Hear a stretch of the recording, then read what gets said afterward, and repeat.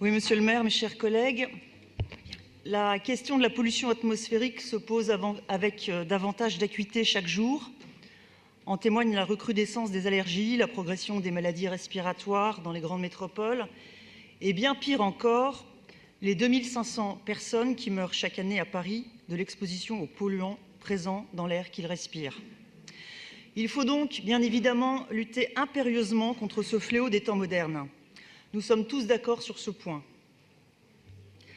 C'est la raison pour laquelle notre groupe soutient et votera ce projet qui consiste à mettre à disposition des abonnés Navigo venant travailler en voiture à Paris 1000 places de parking relais à un prix préférentiel de 75 € par mois au lieu de 140 € en moyenne. Toutefois, sans malice de ma part, mais au contraire dans une démarche constructive et ouverte, j'aimerais pointer deux angles morts dans le projet de délibération qui nous est ici présenté. Premièrement, si l'initiative permet de proposer aux travailleurs franciliens des places de parking à moitié prix aux portes de Paris, il n'en reste pas moins qu'elle représente un coût non négligeable, à savoir 75 € par mois pour le parking, auquel il faut ajouter 75 € par mois pour le pass Navigo, même si l'on considère qu'une partie du prix est prise en charge par l'employeur. Par ailleurs, de nombreux salariés qui viennent travailler à Paris en voiture, non seulement ne sont pas abonnés au service Navigo, mais encore disposent, pour beaucoup d'entre eux, d'un emplacement professionnel gracieux pour leur véhicule. Or, vous en conviendrez, mes chers collègues, c'est essentiellement à eux que cette mesure s'adresse. Cette offre n'est donc que très relativement intéressante pour les franciliens, n'étant pas déjà abonnés à Navigo. Deuxièmement, les 11 sites de parking proposés dans le projet de délibération se trouvent tous dans Paris.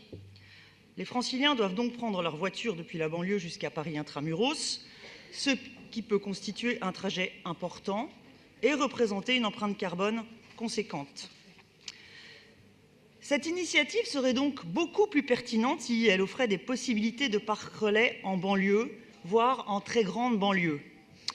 Ce que je vous propose, c'est de raisonner à un niveau plus global et à plus grande échelle. Rêvons un peu, monsieur le maire. Imaginez le développement en coopération avec les communes concernées de parcs relais dans toute l'Île-de-France et notamment dans les espaces situés le plus près possible de la Seine, en amont ou en aval de celle-ci. Alors pourquoi les bords de Seine? Parce que premièrement, et j'ai déjà eu l'occasion de le souligner dans cette enceinte, la Seine est totalement sous-exploitée. Elle est totalement sous-exploitée non seulement à Paris, mais également dans les départements et principales localités traversées par son cours. Pourquoi les bords de Seine? Deuxièmement, parce que nous pourrions réfléchir à développer considérablement le service de navette bateau-bus, le repenser même entièrement, rendre sa flotte 100% électrique et l'étendre jusqu'à la très grande banlieue. Sa portée actuelle est extrêmement restreinte et le service est utilisé principalement par les touristes. Le service bateau-bus ne dessert en effet que 8 stations, Tour Eiffel, Musée d'Orsay, Saint-Germain-des-Prés, Notre-Dame, Jardin des Plantes, Hôtel de Ville, Louvre et Champs-Élysées. En résumé, nous trouvons cette idée excellente, monsieur le maire, mais encore trop frileuse, trop embryonnaire. Pousser à l'extrême le raisonnement en développant un service moderne de navette fluviale électrique, desservant des parcs relais jusqu'à la grande banlieue avec des tarifs adaptés à tous, permettrait sans aucun doute de réduire drastiquement la circulation automobile dans la capitale et de lutter efficacement contre la pollution de l'air. La Seine est une chance. Or, aujourd'hui, c'est une autoroute vide. Il est urgent de la réinvestir. Il est urgent de lui donner son utilité perdue. Dans de nombreuses métropoles, le schéma multimodal route-fleuve-route semble décidément être la seule et unique solution au problème de pollution atmosphérique et de congestion des centres-villes. Il est grand temps d'en prendre conscience et de mesurer pleinement l'importance d'une telle opportunité. Je vous remercie.